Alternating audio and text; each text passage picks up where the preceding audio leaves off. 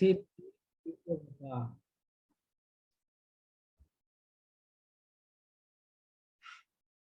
तो इसमें भगवान ने कहा, अब मैं तुमसे समस्त ज्ञानों में सर्वश्रेष्ठ इस परम ज्ञान को पुनः कहूंगा, जिसे जान लेने पर समस्त मुनियों ने परम सिद्धि प्राप्त किए हैं। तो भगवान श्री कृष्ण पुनः उन समस्त ज्ञानों में से उत्तम ज्ञान की बात बता रहे हैं, जो प्राप्त करके पूर्व काल में मुनियों ने परम सिद्धि प्राप्त किया है।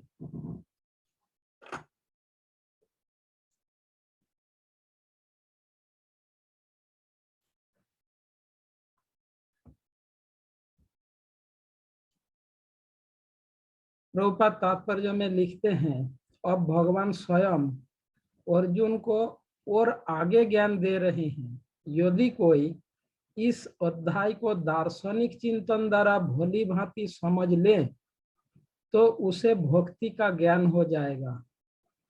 13वें अध्याय में यह स्पष्ट बताया जा चुका है कि विनय पूर्वक ज्ञान का विकास करते हुए भवबंधन से छूटा जा सकता है। यह भी बताया जा चुका है कि प्रकृति के गुणों की संगति के फलस्वरूप ही जीव इस भौतिक जगत में बद्ध है। अब इस अध्याय में भगवान स्वयं बताते हैं कि वे प्रकृति के गुण कौन कौन से हैं, वे किस प्रकार क्रिया करते हैं, किस तरह बनते हैं और किस प्रकार मोक्ष प्रदान करते हैं। इस अध्याय में जिस ज्ञान का प्रकाश किया गया है उसे अन्य पूर्ववर्ती अध्यायों में दिए गए ज्ञान से श्रेष्ठ बताया गया है। इस ज्ञान को प्राप्त करके अनेक मुनियों ने सिद्धि प्राप्त की और वे वैकुंठ लोक के भागी हुए। अब भगवान उसी ज्ञान को और अच्छे ढंग से बताने जा रहे हैं। यह ज्ञान अभी तक बताए गए समस्त ज्ञान योग से कहीं अधिक श्रेष्ठ है और इसे जान लेने पर अनेक लोगों को सिद्धि प्राप्त हुई है। अतः यह आशा की जाती है कि जो भी इस अध्याय को समझेगा उसे सिद्धि प्राप्त होगी। तो श्रील प्रभुपाद पहला श्लोक के तात्पर्य में इस अध्याय के सारांश बताया। इस अध्याय में भगवान श्री कृष्ण कौन सी ज्ञान प्रदान कर रहे हैं इसके सार के रूप में तात्पर्य में प्रभुपाद ने लिखे हैं। भौतिक जगत में माया के 3 गुण ही बंधन के कारण है ना। भक्ति उन तीनों गुणों के विनाश, भक्ति के द्वारा उन 3 गुणों के बंधन से मुक्त हुआ जा सकता है। यही 14वें अध्याय में भगवान बताने जा रहे हैं। 13वें अध्याय में यह कहा गया है, कारणम गुण संगस्य सद असद योनि जन्मसु, यानी जीव आत्माओं को जो शुभ तथा अशुभ योनियों में जन्म लेने का कारण है गुणों की संगति। कारणम गुण संगस्य, गुणों के संगति के मात्रा के अनुसार जीव आत्माओं को शुभ तथा अशुभ योनियों में जन्म लाभ होता है। अब इस अध्याय में भगवान बताएंगे ये गुण कौन से हैं, गुण संग किस प्रकार का है, गुण की संगति किस प्रकार होता है और किस गुण का संग का क्या फल होता है। गुण संग गुण युक्त के क्या लक्षण है, गुणों से किस प्रकार मुक्ति लाभ किया जाता है, ये सारे बातों को इस अध्याय में भगवान बताएंगे।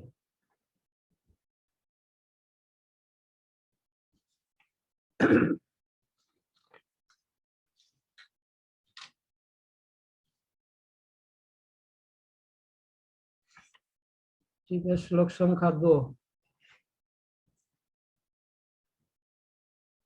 इदम ज्ञानम उपाश्रित मम साधर्मम आगता स्वर्गे अपि नोपजायन्ते प्रलयेन व्यथन्ति च।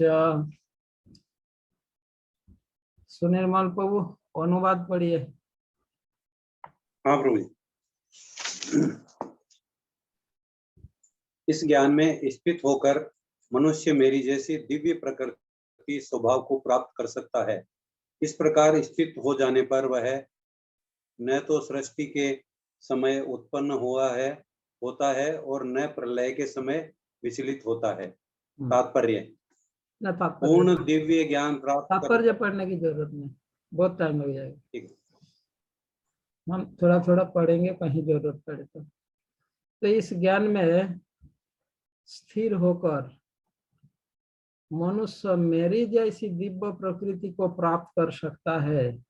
इस श्लोक में भगवान कह रहे हैं इस ज्ञान को आश्रय करके जीव श्री कृष्ण की जैसे ही दिव्य प्रकृति स्वभाव को प्राप्त करेगा।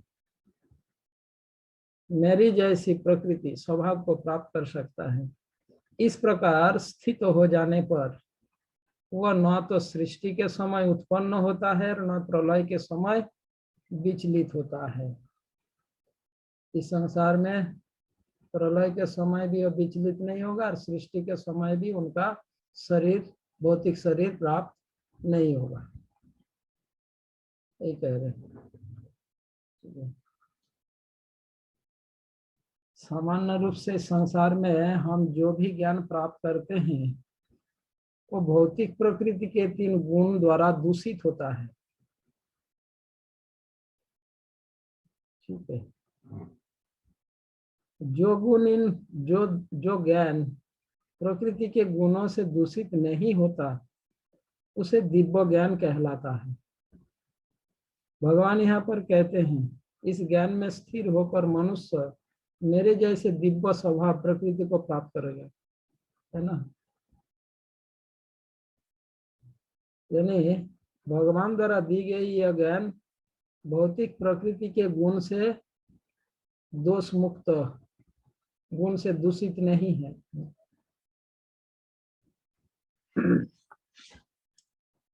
आत्मज्ञान प्राप्त होने पर एक भक्त भगवान का जैसे स्वभाव को प्राप्त कर सकता है तथा भगवान की जैसे गुणों की अधिकारी बनते हैं, पर आंशिक रूप से।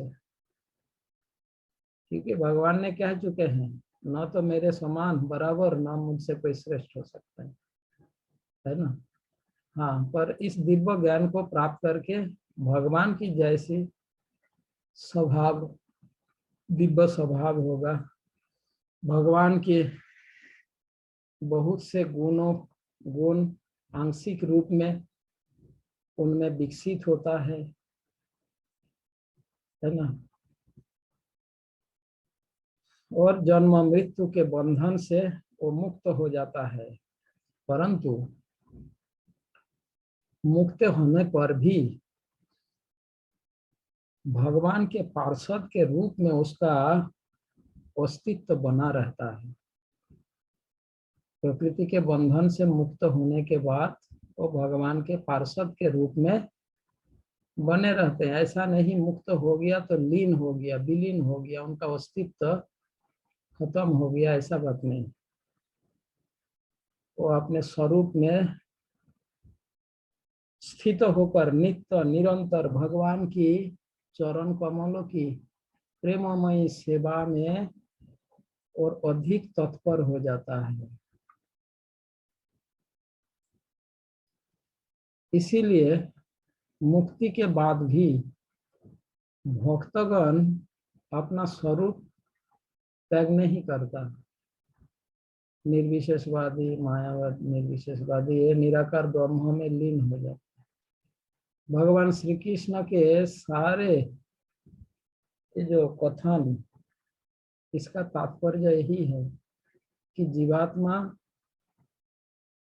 भगवान में स्वरूप से मिलकर तदाकार नहीं हो जाता, उनका पृथक अस्तित्व बना रहता है ना। पृथक अस्तित्व उनका बना रहता है। मेरी जैसी दिव्य स्वभाव को प्राप्त करेगा, इस प्रकार स्थित हो जाने पर, है ना। श्रील विश्वनाथ चक्रवर्ती ठाकुर ने कहा, सात धर्म, इस श्लोक में भगवान कहते हैं साधर्म आगता, साधर्म आगता। साधर्म आगता का मतलब साधर्म समान धर्म स्वभाव प्रकृति, साधर्म आगता प्राप्त हो जाता है, प्राप्त करता है, साधर्म आगता।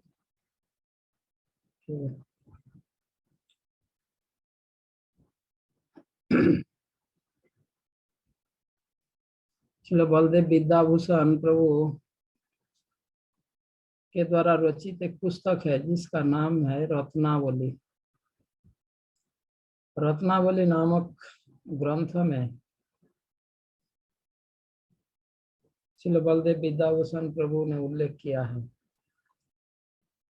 साधर्म शब्द का तात्पर्य मोक्ष अवस्था में, मुक्ति की अवस्था में जीव और भगवान का भेद है, ऐसा समझना।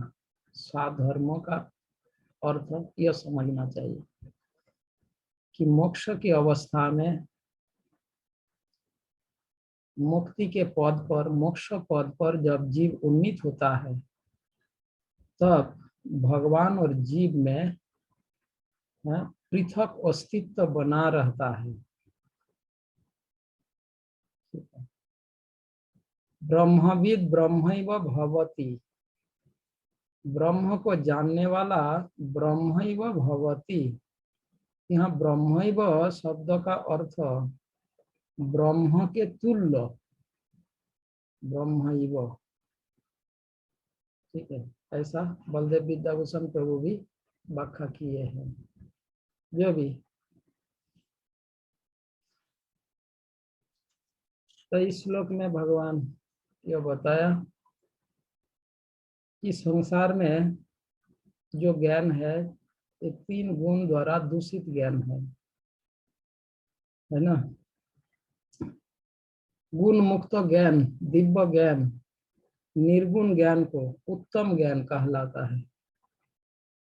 वही उत्तम ज्ञान को आश्रय ग्रहण करना चाहिए, तभी साधर्म प्राप्ति का संभावना है। साधर्म प्राप्त कर सकते हैं। साधर्म का अर्थ भगवान की जैसे स्वभाव वाली धर्म, सच्चिदानंद में। ऐसे साधर्म प्राप्त करना हो तो दिव्य ज्ञान, गुण मुक्त ज्ञान का आश्रय लेना होगा।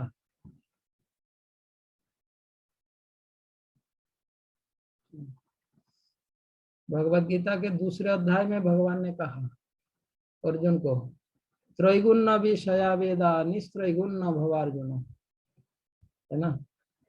निर्द्वंद्व नित्य सत्यस्थो निर्जवक्ष्यम आत्मवान। ये दूसरे अध्याय में भगवान ने कहा है अर्जुन को कि वेदों में जो ज्ञान की विषय है तो ये तीन गुणों द्वारा, वैदिक साहित्य का ये जो ज्ञान है, कर्मकांड का जो ज्ञान है, वेदों के कर्मकांडों में वर्णित ज्ञान का विषय तीन गुण द्वारा दूषित है। त्रैगुण्य विषया वेदा, में वेदों की ये तीन गुण द्वारा दूषित ज्ञान का आश्रय नहीं लेना चाहिए। इससे ऊपर जाना चाहिए तुम्हें। त्रैगुण्य विषया वेदा निस्त्रैगुण्य भवार्जुन, तीन गुणों से ऊपर उठना चाहिए तुम्हें, तभी तुम निर्द्वंद्व नित्य सत्य में स्थित हो पाओगे। वही निर्गुण ज्ञान की बात इस अध्याय में भगवान बता रहे हैं। जब तक भौतिक बुद्धि, हमारी बुद्धि में जब तक तीन गुणों का प्रभाव, ऐसे भौतिक बुद्धि वाले मनुष्यगण ये सोचता है कि जो प्राकृत धर्म जड़ जागतिक, तथा ये भौतिक रूप और भौतिक जो स्थितियां है ना, भौतिक प्राकृत धर्म, प्राकृत रूप और प्राकृत अवस्था को परित्याग करने से व्यक्ति धर्म रूप और अवस्था से रहित हो जाता है ना। ऐसे भौतिक बुद्धि वाले व्यक्ति कहते हैं, जिनकी बुद्धि भौतिकता में लिप्त है, वो सोचता है प्राकृत धर्म, प्राकृत रूप और प्राकृत अवस्था को परित्याग करने से जीव धर्म रूप और प्राकृत अवस्था से रहित हो जाता है।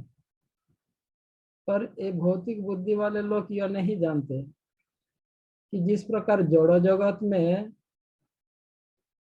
एक विशेष धर्म सभी वस्तुओं का विशेष धर्मों के आधार पर अंतर होता है ना, अंतर है। जड़ा प्रकृति के भौतिक गुणों के आधार पर वस्तुओं में अंतर है। प्रत्येक वस्तुओं में जो भेद अंतर है, ये जड़ा प्रकृति के गुणों के आधार पर है। जल तरल है ना, लकड़ी कठिन है, लोहा कठिन है, ऐसे वायु, जल, अग्नि, यह हर वस्तु, ये जो वस्तु में जो अवस्थाओं का जो भेद है, कोई कठिन है, कोई तरल है, कोई ना बाष्पीय रूप, वायु रूप है, ये प्रकृति के गुणों के आधार पर अवस्थाओं में यह भेद है, रूपों में भेद है, गुण के आधार पर किसी का रूप, वस्तुओं का रूप में जो भेद है। देखो किसी भी वस्तु या प्राणी, कोई भी सिस्टम लो, जो भी शरीर आदि कुछ भी लो, इंसान का शरीर ही मान लीजिए, सभी मनुष्य शरीर एक जैसा नहीं है क्या? रूप में भेद है, आकृति में भेद है, रंग में भेद है या नहीं? ऐसा क्यों? गुणों के आधार पर, प्रकृति के गुणों के आधार पर भिन्न रूप भी भिन्न है, अवस्था भी भिन्न है, आकृति भी भिन्न है, रंग भी भिन्न है। कुत्ता, सारे कुत्ता दिखने में एक जैसा नहीं है, सारे गाय दिखने में एक जैसा नहीं है, सारे इंसान एक जैसा नहीं है।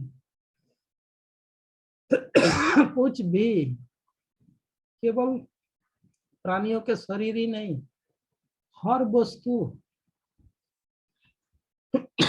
यहाँ तक कि एक ही मशीन में निर्मित वस्तुएं निकालने, निर्मित वस्तु मशीन से निकालने वाले वस्तुओं में भी भेद हो जाता है, एक जैसा नहीं होगा, कुछ ना कुछ थोड़ा अंतर हो जाएगा। प्रकृति के गुण के आधार पर यह भेद होता है, ठीक है। तो जो अल्पज्ञानी अज्ञानी लोग, ये लोग ये नहीं समझ पाता, उनका कहना है अगर इस बात को मान लिया जाए, गुणों के आधार पर वस्तु की आकृति, रूप, रंग, अवस्था, ये सब भिन्न भिन्न होता है, तो यदि कोई गुणों से मुक्त हो जाएगा तो कोई अंतर ही नहीं रहेगा। ये उनका समझ, अंडरस्टैंडिंग है। कुछ लोगों का अंडरस्टैंडिंग ऐसा है, गुणों के कारण ये शरीर अंतर दिखाई पड़ रहा है, अब गुणों से मुक्त हो जाएंगे तो कोई अंतर ही नहीं रहेगा, यानी हम सब भगवान हो जाएंगे, ये उनका कहना है।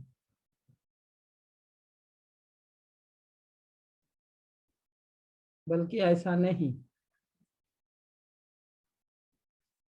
भगवान के धाम में भी जीवों में, वहां भी हर एक जीवों का विशेष रूप, विशेष अवस्था, हाँ, विशेष आकृति, ये सब कुछ है।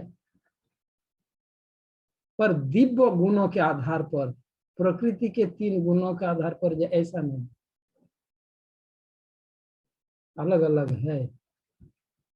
ऐसा नहीं साधर्म प्राप्त कर लिया तो वैकुंठ जगत में सभी एक ही जैसा हो जाएगा, वहां कोई वैचित्र नहीं रहे। ऐसा अंडरस्टैंडिंग गलत है।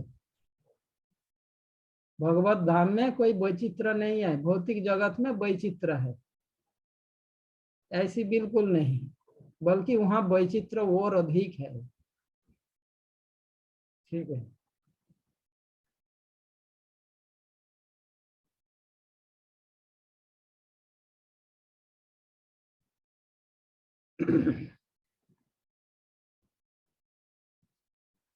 वहां वैकुंठ धाम में भी अनेक प्रकार के वैचित्र है। भगवान के प्रेममयी सेवा में नियोजित भक्त में वैचित्र है। तो ये जो निर्विशेषवादियों का जो अंडरस्टैंडिंग है, गुण मुक्त होने पर, साधर्म प्राप्त होने पर जीव और भगवान एक हो जाएगा, कोई अंतर नहीं रहेगा, ऐसा बिल्कुल नहीं। ठीक है। श्लोक संख्या 3।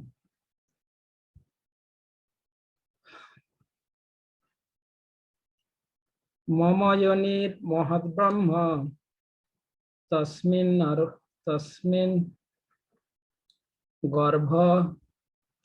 गर्भ दधाम्यहम् संभव सर्वभूतानां ततो भवति भारत।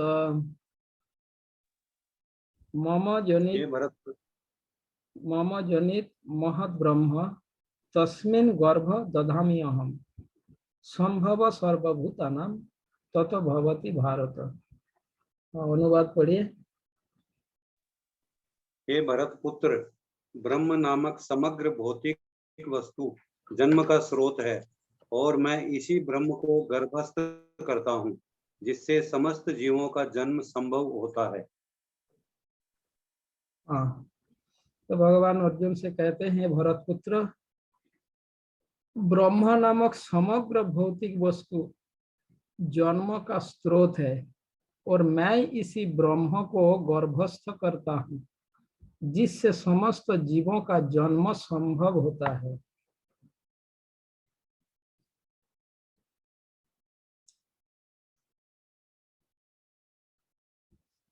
श्रील प्रभुपाद तात्पर्य में लिखते हैं, यह संसार की व्याख्या है। जो कुछ घटित होता है वह क्षेत्र तथा क्षेत्रज्ञ के संयोग से होता है।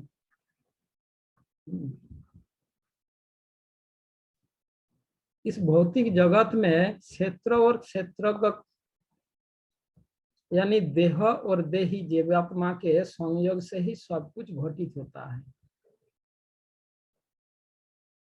शरीर और आत्मा के संयोग से इस संसार में सब कुछ घटित होता है।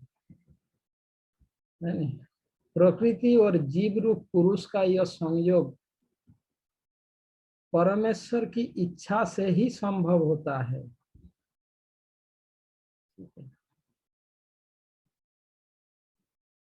श्रील प्रभुपाद एक उदाहरण दिए। बिच्छू अपने अंडे धान के ढेर में देती है, और कभी कभी यह कहा जाता है कि बिच्छू धान से उत्पन्न हुई,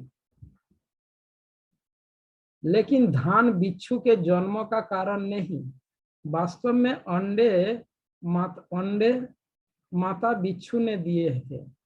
इसी प्रकार भौतिक प्रकृति जीवों के जन्म का कारण नहीं होती। बीज भगवान द्वारा प्रदत्त होता है, और वे प्रकृति से उत्पन्न होते प्रतीत होते हैं। इस तरह प्रत्येक जीव को उसके पूर्व कर्मों के अनुसार भिन्न शरीर प्राप्त होता है, जो इस भौतिक प्रकृति द्वारा रचित होता है, जिसके कारण जीव अपने पूर्व कर्मों के अनुसार सुख या दुख भोगता है, इस भौतिक जगत के जीवों की समस्त अभिव्यक्तियों के कारण भगवान है।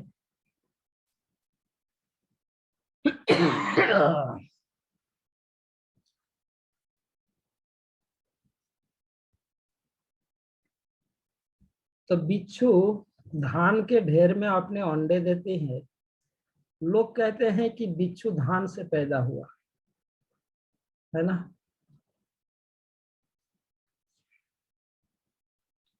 किंतु वास्तव में धान बिच्छू के जन्म का कारण नहीं है। बिच्छू के अंडे से ही वे पैदा होते हैं।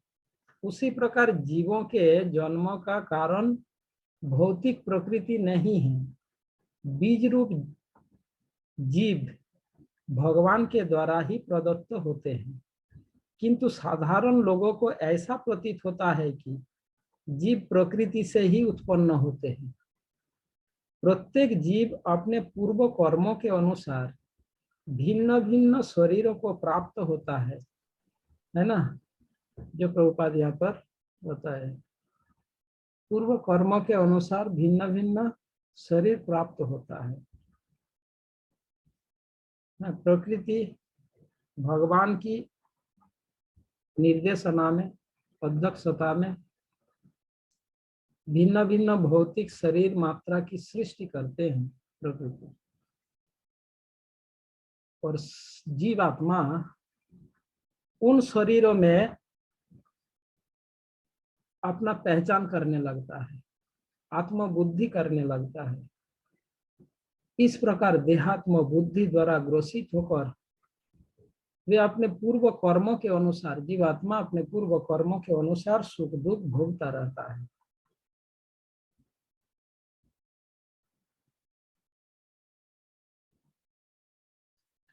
परंतु इसमें हमें जान लेना चाहिए कि जीव एवं जगत की समस्त प्रकार की जो अभिव्यक्तियां, जीव और संसार की जो अभिव्यक्ति, इसका मूल कारण परमेश्वर भगवान है। ये जो वैचित्रमय जगत, प्रकृति में इतने विचित्रता, इसके पीछे कारण है भगवान, भगवान की अध्यक्षता। भौतिक प्रकृति का मूल तत्व ही जगत की मातृयोनि स्वरूप है। भौतिक जगत का जो मूल तत्व है वही इस संपूर्ण संसार का मातृयोनि स्वरूप। भगवान कहते हैं मैं उसी जगत योनि प्रकृति में, जिसे ब्रह्म कहा गया, उस ब्रह्म में मैं गर्भाधान करता हूँ। मम योनि महद ब्रह्म तस्मिन् गर्भ दधामि अहम्। इस प्रकृति रूपी योनि में मैं गर्भाधान करता हूँ, यही भगवान कह रहे हैं। उससे ही समस्त भूतों का, यानी भूत मतलब सृष्टि, प्राणी उत्पत्ति होती है। भगवान की जो दिव्य परा प्रकृति है, परा प्रकृति का जो जड़ प्रभाव ही यह ब्रह्म है, और उसी ब्रह्म में यानी प्रकृति में तटस्था शक्ति रूपी जीव आत्मा को भगवान आधान करते हैं, गर्भाधान करते हैं, और इससे ही समस्त जीवों का जन्म होता है।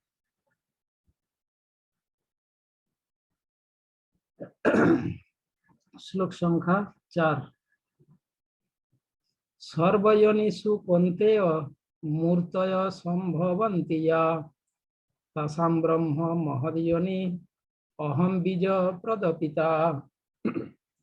हे कुंती पुत्र, तुम यह समझ लो कि समस्त प्रकार की जीव योनियां इस भौतिक प्रकृति में जन्म द्वारा संभव है और मैं उनका बीज प्रदाता पिता हूं। तो इस श्लोक में स्पष्ट बताया गया है कि भगवान श्री कृष्ण समस्त जीवों के आदि पिता है। सारे जीव भौतिक प्रकृति तथा आध्यात्मिक प्रकृति के संयोग है। भौतिक प्रकृति और आध्यात्मिक प्रकृति के संयोग।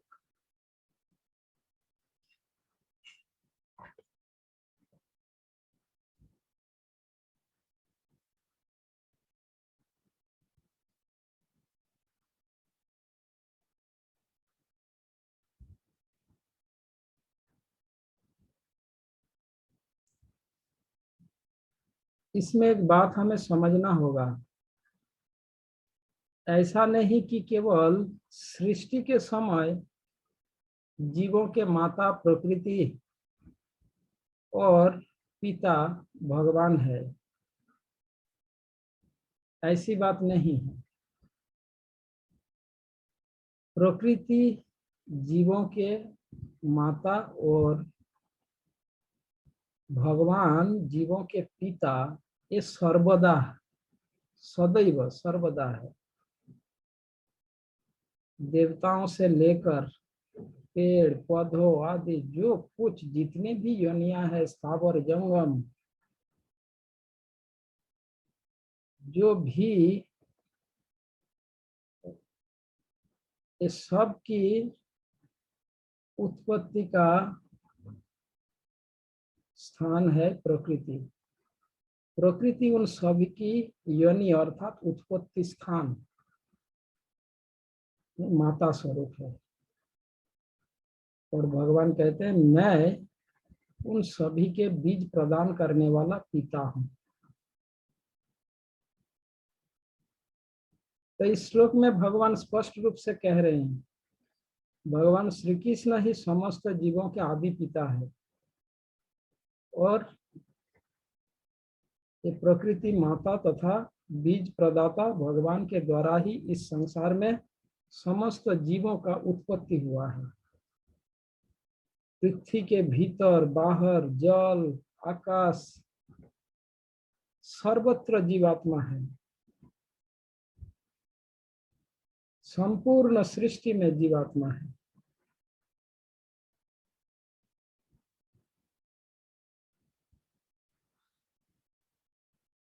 आध्यात्मिक जगत में भी जीवात्मा है, भौतिक जगत में भी जीवात्मा है, आध्यात्मिक प्रकृति में भी है, भौतिक प्रकृति में भी है। जब भौतिक प्रकृति में जो है वो बद्ध अवस्था में है, जो आध्यात्मिक प्रकृति में जो जीवात्माएं है ये भगवान की सेवा में पार्षद के रूप में नियोजित है।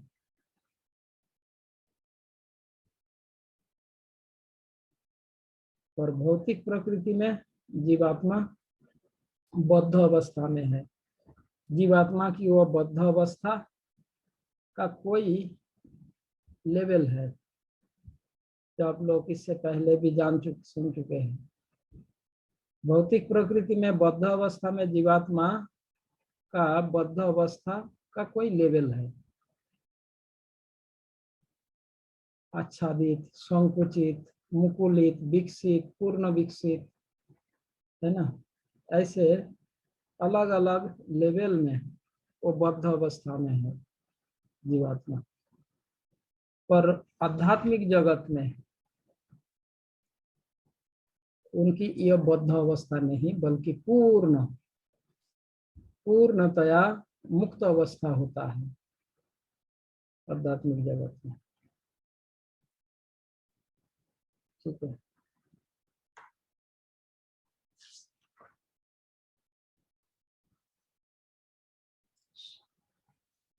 श्लोक संख्या 5 से 9वें श्लोक तक भौतिक प्रकृति के 3 गुण द्वारा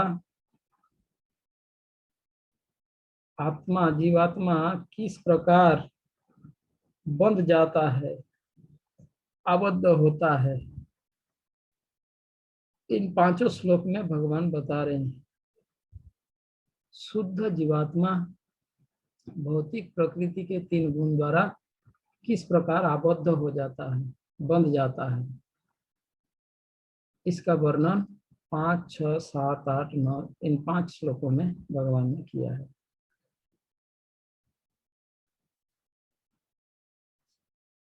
सप्तम रजस्तम इति गुणा प्रकृति संभवा निबध्नन्ति महाबाहो देहे देहिन वयम। अनुवाद पढ़ो। भौतिक प्रकृति 3 गुणों से युक्त है। यह है सतो, रजो तथा तमोगुण। हे महाबाहु अर्जुन, जब शाश्वत जीव प्रकृति के सत्संग में आता है तो वह इन गुणों से बंध जाता है। सप्तम रजस्तम इति गुणा प्रकृति संभवा। मैंने बताया 5 से 9 श्लोक तक भगवान बता रहे हैं प्रकृति के गुण द्वारा जीवात्मा किस प्रकार आबद्ध हो जाता है। तो भगवान 5वें श्लोक में यह कह रहे हैं सप्तम रजस्तम इति गुणा प्रकृति संभवा निबध्नन्ति महाबाहो देहे देहिनम अव्ययम। भौतिक प्रकृति 3 गुणों से मुक्त है। ये है मुक्त नहीं, युक्त है। भौतिक प्रकृति 3 गुणों से युक्त है। ये है सतो, रजो तथा तमोगुण। हे महाबाहु अर्जुन, जब शाश्वत जीव प्रकृति के संसर्ग में आता है तो वह इन गुणों से बंध जाता है।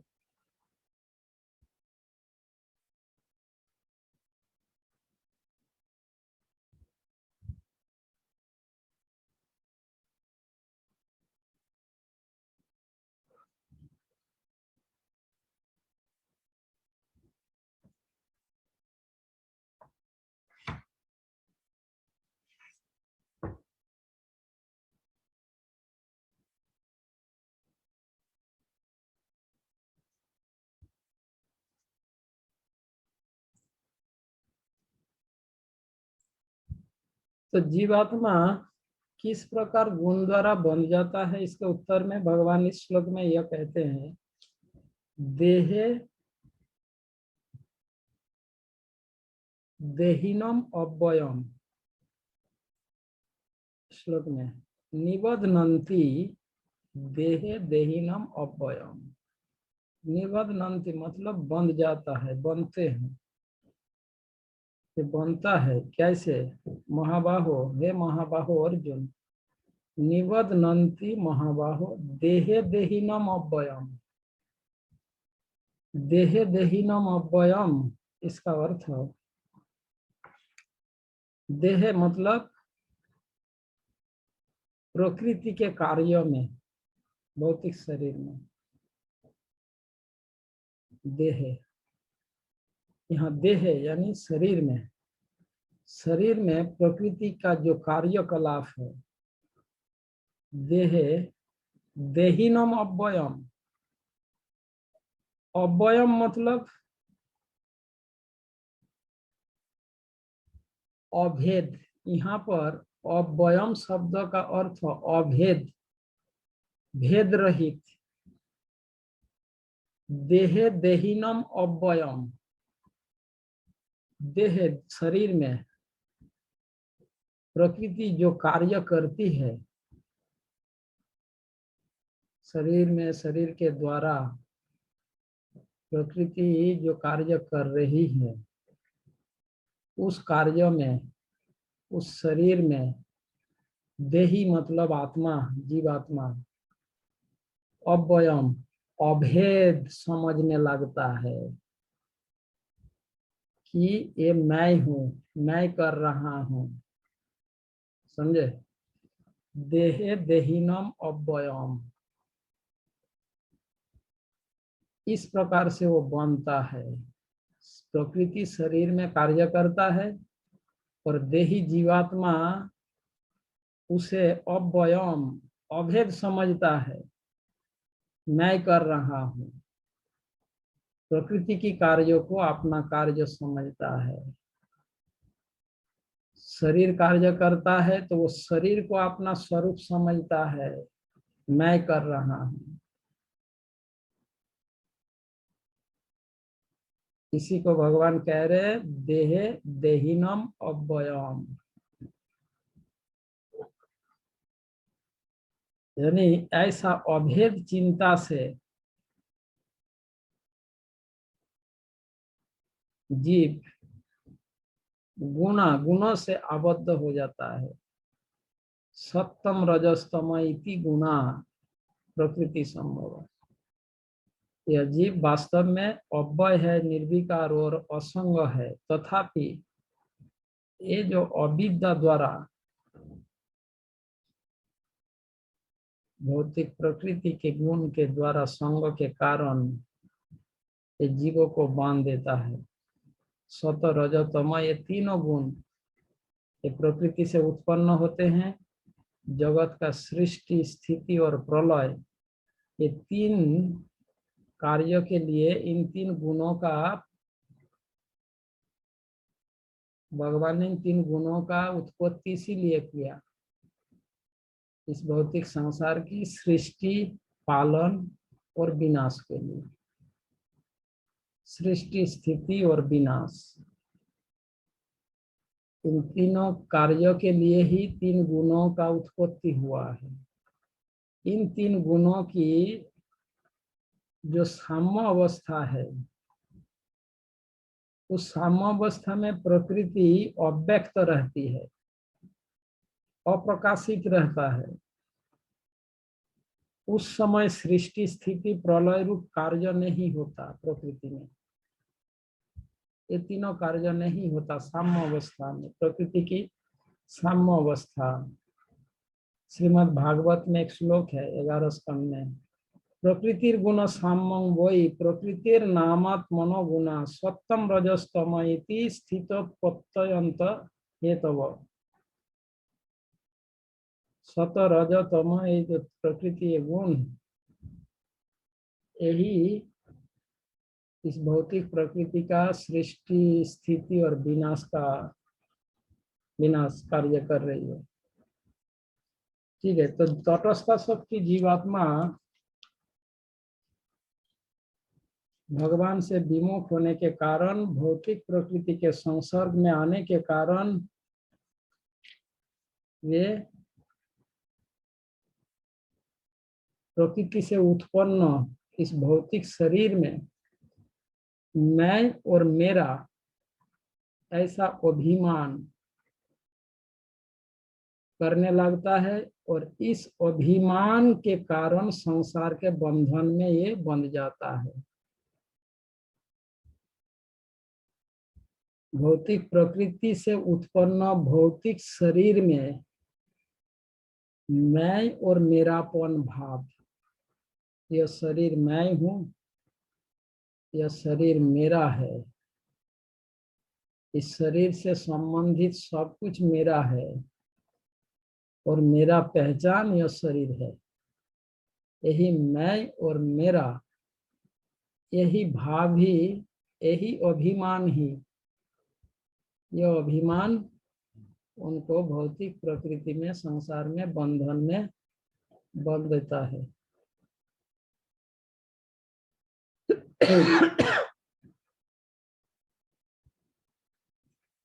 प्रकृति के कार्यों को वो अपना कार्य करता अभिमान आ जाता है। प्रकृति सृष्ट वस्तुओं को वो अपना प्रभुत्व जताते हैं, मेरा है। प्रकृति ने वस्तु निर्माण करता है और वो कहता है मेरा है ना। यही कर्तापन और कर्ता भाव और भोक्ता भाव, इसी अभिमान से वो बंध जाते हैं इस संसार में।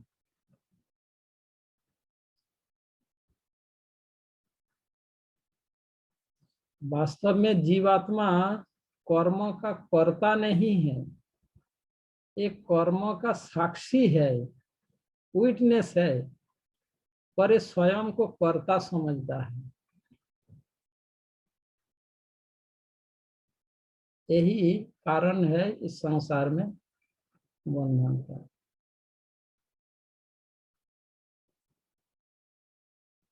ये जो कर्तृत्व अभिमान, कर्ता अभिमान होने के कारण ये जन्म मृत्यु प्रवाह रूप संसार में गमनागमन करता रहता है।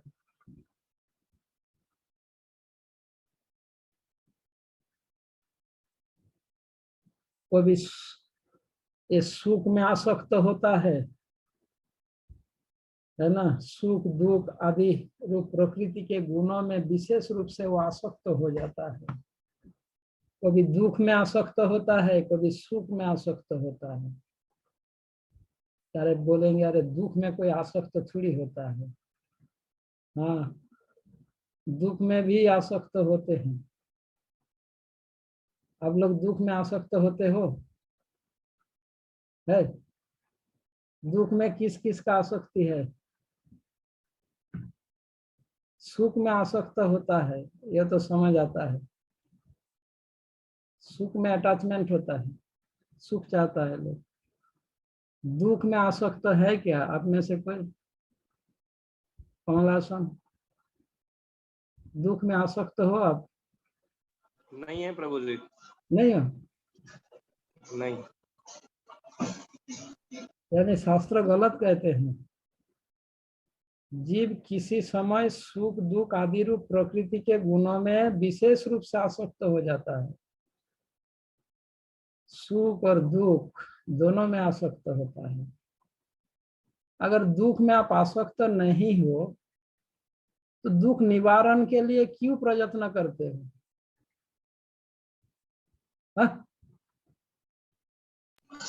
अगर सुख प्राप्ति के लिए नहीं, दुख निवारण, दुख दूर करने के लिए आप प्रयत्न क्यों करते हो?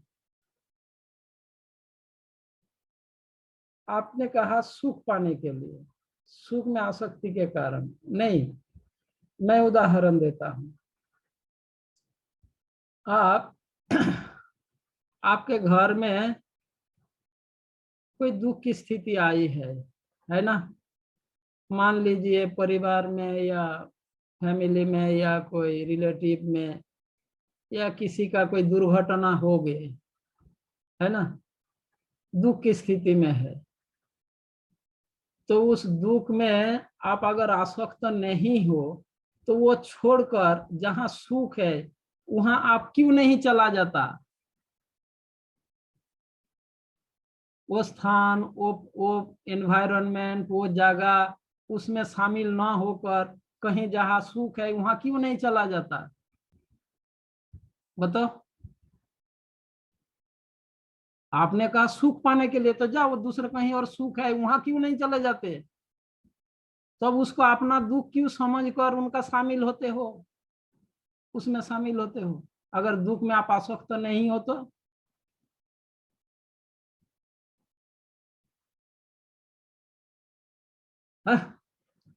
दुख में अगर आसक्त नहीं हो तो ऐसा आचरण क्यों करते हो?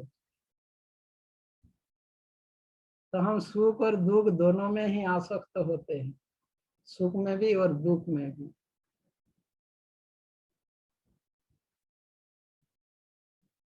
और उस समय अहंकार के कारण वो विमूढ़ होकर ऐसा मानता है कि मैं सुखी हूं या मैं दुखी हूं।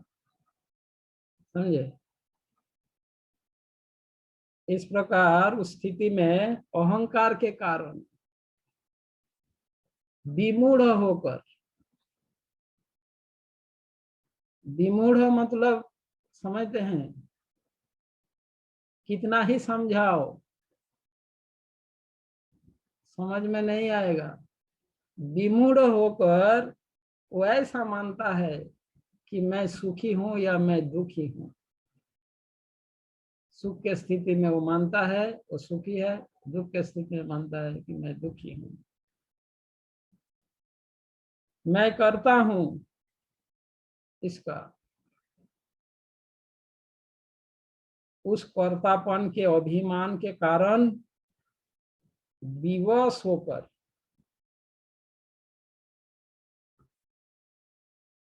समझे, उस कर्ता अभिमान के कारण जीवात्मा विवश होकर प्रकृति के संसर्ग में, कर्म दोष से, प्रकृति के संसर्ग में कर्म दोष से, कर्म के अनुसार कभी देवता, कभी मनुष्य, कभी पशु आदि उत्तम या अधम योनियों में, शुभ तथा अशुभ योनियों में वो भ्रमण करता रहता है और कर्म के अधीन सुख दुख को उपभोग करते करते इस उपभोग से वो कभी निवृत्त नहीं होता।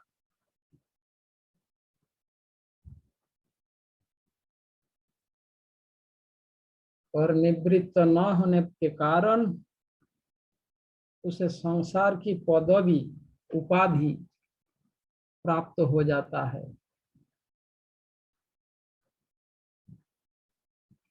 ऐसे भौतिक सांसारिक पदवी उपाधि प्राप्त होता है।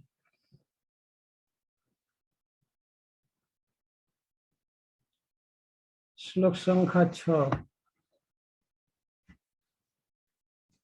मैंने बताया इस श्लोक में 5 से 9 श्लोक तक कौन सी विषय का भगवान वर्णन कर रहे हैं? जीव किस प्रकार प्रकृति के गुण द्वारा आबद्ध होता है, इस विषय का व्याख्या कर रहे हैं भगवान, एक्सप्लेन कर रहे हैं। श्लोक संख्या 6। तत्र सत्यम निर्मलत्वात् प्रकाशकम अनामयम सुख संगेन बध्नाति ज्ञान संगेन च अनघ। तत्र सत्यम निर्मलत्वात् प्रकाशकम अनामयम सुख संगेन बध्नाति ज्ञान संगेन च अनघ। हे निष्पाप, सतगुण अन्य गुणों की अपेक्षा अधिक शुद्ध होने के कारण प्रकाश प्रदान करने वाला और मनुष्य को सारे पाप कर्मों से मुक्त करने वाला है। जो लोग इस गुण में स्थित होते हैं वे सुख तथा ज्ञान के भाव से बंध जाते हैं।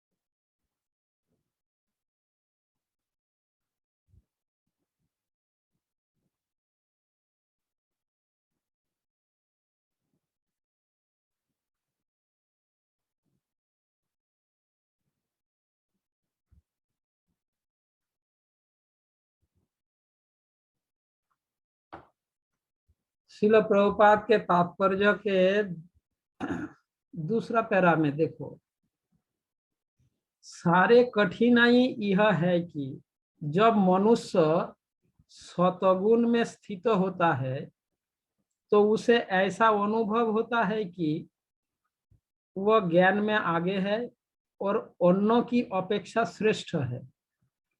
इस प्रकार वह बद्ध हो जाता है। इसके उदाहरण वैज्ञानिक तथा दार्शनिक है। इनमें से प्रत्येक को अपने ज्ञान का गर्व रहता है और चूंकि वे अपने रहन सहन को सुधार लेते हैं अतएव उन्हें भौतिक सुख की अनुभूति होती है। बद्ध जीवन में अधिक सुख का यह भाव उन्हें भौतिक प्रकृति के गुणों से बांध देता है। अतएव वे सतगुण में रहकर कर्म करने के प्रति आकृष्ट होते हैं और जब तक इस प्रकार कर्म करते रहने का आकर्षण बना रहता है तब तक उन्हें किसी न किसी प्रकार का शरीर धारण करना होता है। इस प्रकार उनकी मुक्ति की या वैकुंठ लोक जाने की कोई संभावना नहीं रह जाती। वे बारंबार दार्शनिक, वैज्ञानिक या कवि बनते रहते हैं और बारंबार जन्म मृत्यु के उन्हीं दोषों में बनते रहते हैं, लेकिन माया मोह के कारण वे सोचते हैं कि इस प्रकार का जीवन आनंदप्रद है।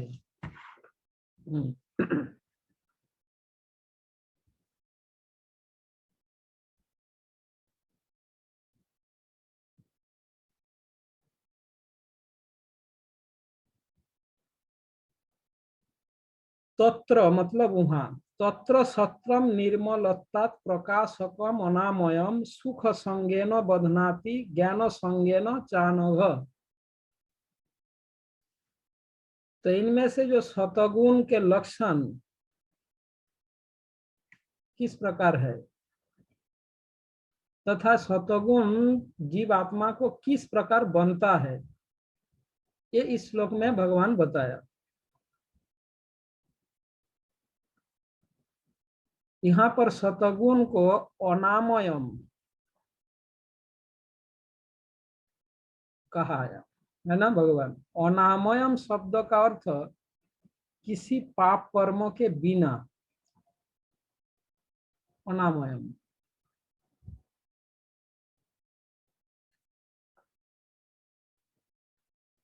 अनामयम मतलब शांत, अनामयम मतलब उपद्रव रहित।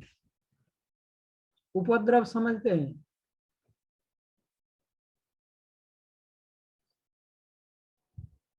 उपद्रव रहित अनामयम शब्द का अर्थ। सतगुण में जब कोई स्थित होता है, उनके मन में किसी प्रकार का उपद्रव नहीं होता,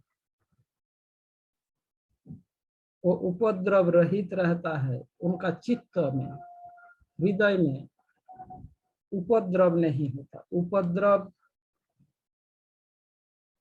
विविध प्रकार का मतलब विचलित स्थितियां। उपद्रव रहित मतलब शांत। ऐसे शांत होने के कारण उस स्थिति में जीव व्यक्ति अपने कार्यों में उस सुख के साथ जो आसक्ति है, इस प्रकार वो आसक्त हो जाता है। और कहा इस श्लोक में निर्मलता प्रकाशक, यह सतोगुण प्रकाशक होने के कारण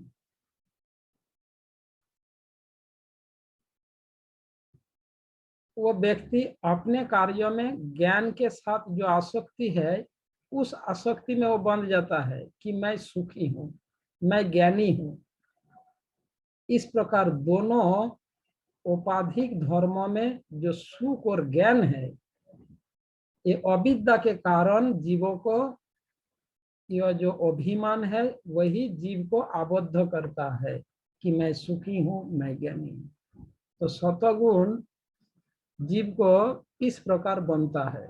सतगुण की विशेषता ये निर्मल, प्रकाशक और अनामयम। ठीक है। अनामयम यानी शांत, उपद्रव रहित, किसी प्रकार का डिस्टर्बेंस नहीं है, उसे कहते हैं अनामयम। अनामयम मतलब नो डिस्टर्बेंस। जब व्यक्ति सतगुण में स्थिर होता है तो उनका चित्त में कोई डिस्टर्बेंस नहीं रहता। समझे बात को? अनामयम का अर्थ डिस्टर्बेंस रहित, नो डिस्टर्बेंस। कोई टेंशन नहीं है, कोई डिस्टर्बेंस नहीं है, अनामयम। तो सतगुण में स्थित होने के कारण, सतगुण में जब सतगुण द्वारा कैसे बनता है व्यक्ति, बताया जा रहा है पहले श्लोक में। सतगुण द्वारा जीवात्मा किस प्रकार आबद्ध होता है, सतगुण द्वारा। तो सतगुण द्वारा आबद्ध कैसे होता है, किस प्रकार होता है? सतगुण में स्थिर होने से व्यक्ति की चित्त अनामयम मतलब डिस्टर्बेंस रहित, उपद्रव रहित, उनका चित्त में कोई डिस्टर्बेंस नहीं है, ये हो जाता है। इसके कारण कोई कार्य करते हैं बिना डिस्टर्बेंस से, वो कार्य कर पाता है। और कार्य करके उन्हें जो सुख का अनुभूति होता है, उस सुख के साथ वो बंध जाता है। समझे? काम करके वो बिना डिस्टरबेंस से जो जब कोई कार्य करते हैं तो उस कार्य करके उन्हें एक प्रकार का सुख का अनुभूति होता है, फील करता है। उस सुख के अनुभूति से वो बन जाता है कि मैं सुखी हूं। यही बोध कि मैं सुखी हूं, यही बोध उसे इस संसार में बांध लेता है। दूसरा सतगुण का दूसरा विशेषता है प्रकाशकम। प्रकाशक गुण के कारण, सतगुण के इस प्रकाशक होने के कारण जीव अपने कार्यों में प्रकाशक यानी ज्ञान, ज्ञान के साथ वो आसक्त हो जाता है और यही आसक्ति उनमें अभिमान लाता है, मैं ज्ञान में आगे हूं, मैं सबसे ज्यादा समझदार हूं, मैं ज्यादा जानने वाला हूं, समझने वाला हूं, मैं ज्ञानी हूं। यही भाव उन्हें बांध लेता है। मैं सुखी हूं, मैं ज्ञानी हूं। ठीक है, ये जो प्रभुपाद जी उदाहरण दिए, दार्शनिक, वैज्ञानिक, तथाकथित ये जो विद्वान लोग इसी सतगुण से बंध जाते हैं।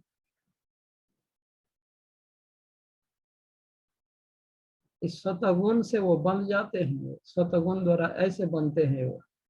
ऐसा मतलब ऐसा नहीं कि वो सतगुणी व्यक्ति है, उसमें रजोगुण भी है, तमोगुण भी है, पर किस प्रकार तीनों गुणों से कैसे बनते हैं, पहले सतगुण से कैसे बनते हैं जीव, वो बताया जा रहा है इस श्लोक में। सतगुण द्वारा कैसे आबद्ध होते हैं। केवल दार्शनिक वैज्ञानिक ही नहीं, भक्त लोग भी, भक्त भी कृष्ण भावनामृत में भक्तगण भी। ए तन्मय, हरि बोल। तन्मय, तन्मय कृष्णा, तन्मय, वो क्लास तो सुन नहीं रहे बल्कि मेरे को डिस्टर्ब कर रहा है। तन्मय कृष्णा, हरे कृष्णा। तन्मय कृष्णा। तो आवाज नहीं आ रही लगता है, मैं फोन करके बोल देता हूँ। हाँ, फोन करके बोलता हूँ।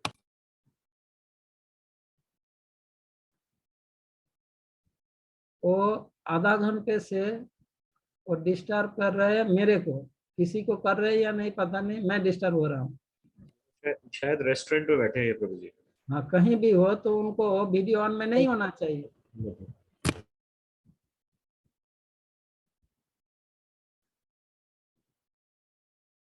तो कभी कभी भक्तगण भी ऐसे सतगुण द्वारा इस प्रकार बनते हैं। जब भक्त सतगुण में स्थिर होता है, वो अच्छा से कार्य करता है, अच्छा से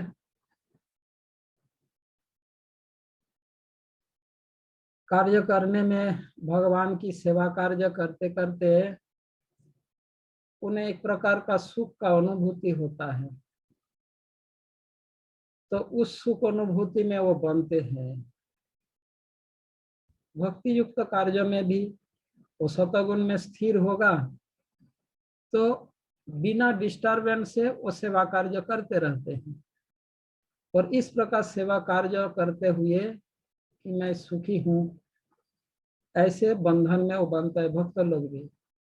और सतगुण का दूसरा लक्षण प्रकाशक, भगवान कहते हैं तत्र सत्यम निर्मलता प्रकाशकम अनामयम। प्रकाशक ज्ञान, प्रकाशक यानी ज्ञान, यह लक्षण होने के कारण जब एक भक्त शास्त्र अध्ययन करते हैं, उनको शास्त्र के सिद्धांत तो समझ आता है तथा शास्त्र के सिद्धांत तो श्लोक आदि ये सब याद कर लेते हैं, तब उनमें एक प्रकार का यह अभिमान आता है कि मैं ज्ञानी हूँ,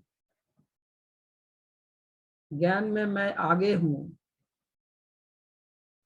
तो यही भाव कि मैं सुखी हूँ, मैं ज्ञानी हूँ, इस अभिमान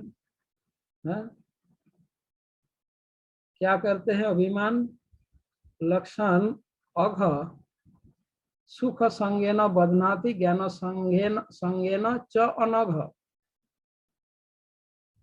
च अनघ। हे अनघ, हे पाप रहित अर्जुन।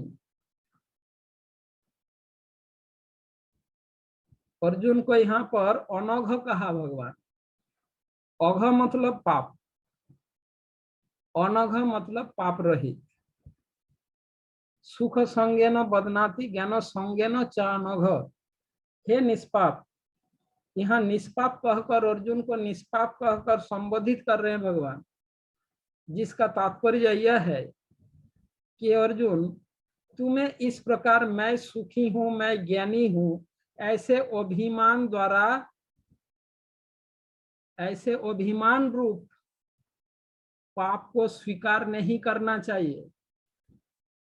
तुम तो बहुत बड़े बड़े आर्गुमेंट दे रहे थे ना, ये तुम्हारी इस आर्गुमेंट में तुम्हें ऐसा फील हो रहा था कि तुम कितने समझदार हो, जबकि तुम्हारे अंदर ये अभिमान आ रहा था। इस अभिमान रूपी अघ तुम स्वीकार मत करो, इसीलिए च अनघ कहकर संबोधित कर रहे हैं। अर्जुन वास्तव में अनघ है, निष्पाप है, वो स्वीकार में नहीं रहे, पर हमारे लिए भगवान यह शिक्षा दे रहे अर्जुन को अनघ कहते हुए। इसका तात्पर्य यह है, ये जो तुमने इतना अच्छा आर्गुमेंट किया, लॉजिक दिया युद्ध न करने का, यह आर्गुमेंट देते समय तुम्हें क्या फील हो रहा था कि तुम कितने समझदार हो, कितने अच्छे जानते हो। इस प्रकार के अभिमान द्वारा तुम अभिमान रूपी पाप को स्वीकार मत करो, निष्पाप रहो, अनघ। अर्जुन, जब व्यक्ति ऐसे ही सतगुण में होते हैं तो वे ऐसे लॉजिकली बातें करते हैं, आर्गुमेंट करते हैं, समझाते हैं, समझते हैं, और इसके साथ साथ वो स्वयं एक सुख रूपी अभिमान और ज्ञान रूपी अभिमान द्वारा वो ग्रसित हो जाता है। बहुत सुंदर समझाया भगवान ने यहाँ पर। श्रील प्रभुपाद तात्पर्य में दूसरे तरह में लिखा है, सारी कठिनाई यह है कि जब मनुष्य सतगुण में स्थित होता है तो उसे ऐसा अनुभव होता है कि वह ज्ञान में आगे है और अन्यों की अपेक्षा श्रेष्ठ है। इस प्रकार वह बद्ध हो जाता है।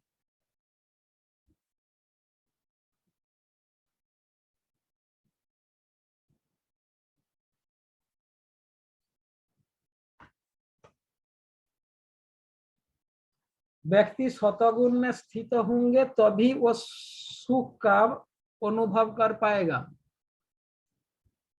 वास्तविक अधिक सुख अनुभव सतगुण में स्थित होने से ही कर सकता है। व्यक्ति अगर रजतम गुण में स्थित होंगे तो सुख का अनुभूति पूर्ण मात्रा में नहीं कर सकता।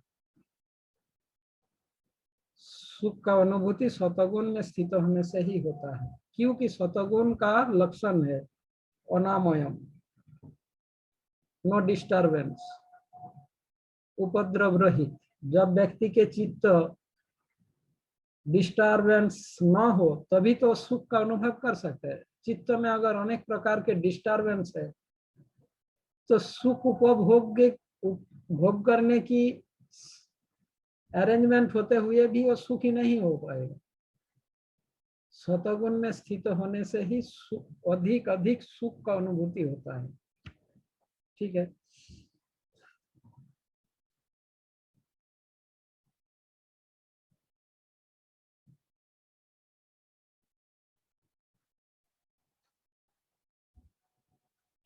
तो कुछ लोग ऐसा समझते हैं कि 3 गुणों में सतगुण श्रेष्ठ होने के कारण सतगुण का आश्रय करने से ही मुक्ति हो जाता है, जबकि यहाँ पर भगवान स्पष्ट रूप से बताया सतगुण भी बंधन का कारण है।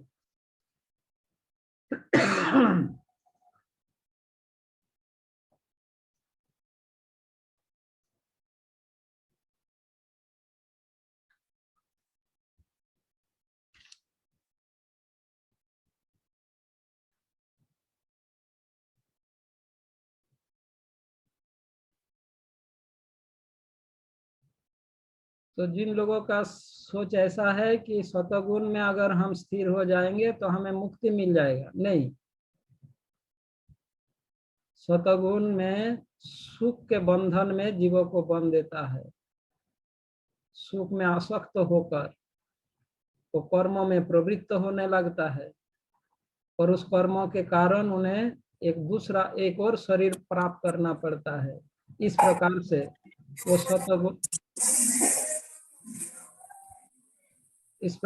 सतगुण द्वारा वो बन जाता है। ये सब रेडमी को अनम्यूट कितना कर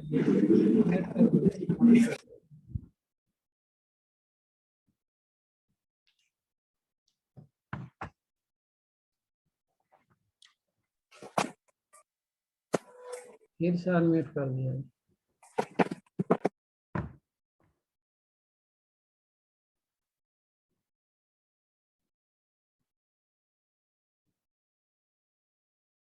श्लोक संख्या 7। रजोरागात्मकं विद्धि तृष्णा संग समुद्भवम् तन्निबध्नाति कौन्तेय कर्म संगेन देहिनाम्। कोई पढ़े अनुवाद?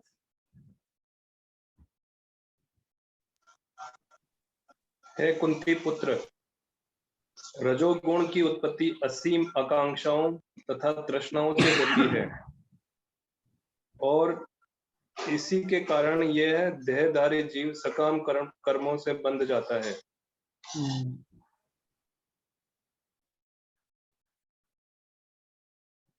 रजोरागात्मकं विद्धि तृष्णा संग समुद्भवम् तन्निबध्नाति कौन्तेय कर्म संगेन देहिनाम्। हे कुंती पुत्र, रजोगुण को रागात्मक है। भगवान कहते हैं, हे कुंती पुत्र, रजोगुण की उत्पत्ति असीम आकांक्षाओं तथा तृष्णाओं से होती है।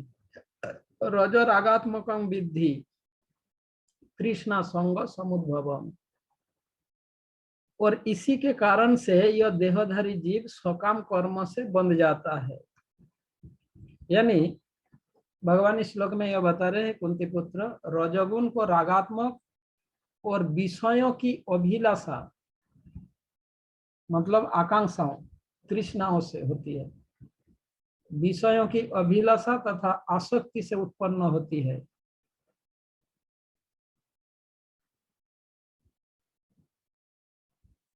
यह रजोगुण कर्म की आसक्ति द्वारा जीवात्मा को बंध देता है, कर्म में आसक्त कर देता है।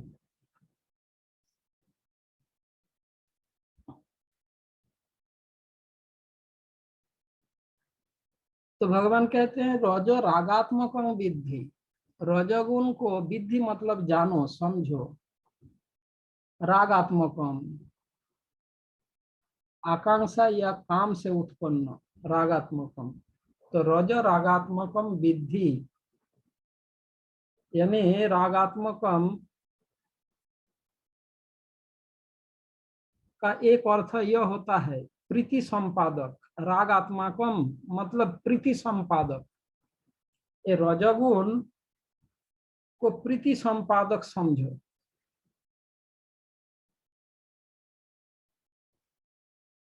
रागात्मकम अर्थात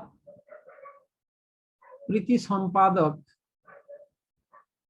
यानी यह रजोगुण हमें प्रीति संपादक कहा जाए। रागात्मकम आकांक्षा या काम से उत्पन्न हमारी जो आकांक्षाएं हैं, यह आकांक्षा उत्पन्न करने वाला रजोगुण है। अप्राप्त विषय की अभिलाषा को तृष्णा कहते हैं। हमें जो विषय प्राप्त नहीं हुआ, प्राप्त करने के लिए जो अभिलाषा है, उसे तृष्णा कहते हैं। अप्राप्त विषय प्राप्ति की जो अभिलाष आकांक्षा, उसे तृष्णा कहते हैं। रजो रागात्मकम विद्धि तृष्णा संग समुद्भवम्। ठीक है, तो तृष्णा का मतलब अप्राप्त विषय प्राप्ति की अभिलाष, और संग शब्द का अर्थ जब विषय प्राप्त हो जाता है तो उसमें जो आसक्ति होता है उसे संग कहते हैं। ये तृष्णा संग, रजोगुण एक रागात्मक है, राग उत्पन्न करने वाला। इस तृष्णा और संग इसी से उत्पन्न होता है। तृष्णा यानी अप्राप्त विषय प्राप्ति की इच्छा, अभिलाष, इसे तृष्णा कहा गया। और जब विषय प्राप्त होता है तो उसमें जो अटैचमेंट, उसे कहते हैं संग। तो जो तृष्णा और संग ये कहां से आ रहा है? रजोगुण से। रजोगुण से ही ये उत्पन्न होता है। रज रागात्मकम विद्धि तृष्णा संग समुद्भवम। समुद्भवम, सम मतलब सम्यक रूप से, उद्भवम उत्पत्ति करता है। और ये दोनों की उत्पत्ति से रजोगुण क्या करता है? जीवात्मा को दृष्ट अदृष्ट कर्म समूह में आसक्त तथा आबद्ध कर देता है। दृष्ट अदृष्ट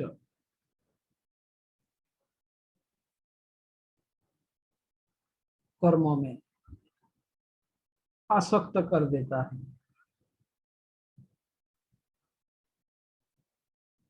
एक्चुअली कर्म में आसक्ति का कारण तृष्णा और संग जो रजोगुण से उत्पन्न होता है। तृष्णा का मतलब अप्राप्त विषय प्राप्ति की इच्छा, और संग मतलब विषयों में आसक्ति, प्राप्त विषयों में आसक्ति। ये तृष्णा और आसक्ति ही जीवात्मा को कर्मों में आसक्त कर देता है। ठीक है, आज मेरे पास टाइम नहीं है तो इसका पूरा चर्चा नहीं हो पाया, कल इसको पूरा करेंगे। मेरे को सेवा में जाना है, इसलिए मैं अभी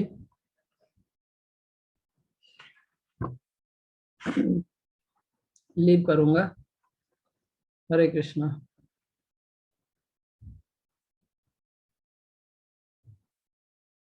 जय श्रील प्रभुपाद की जय।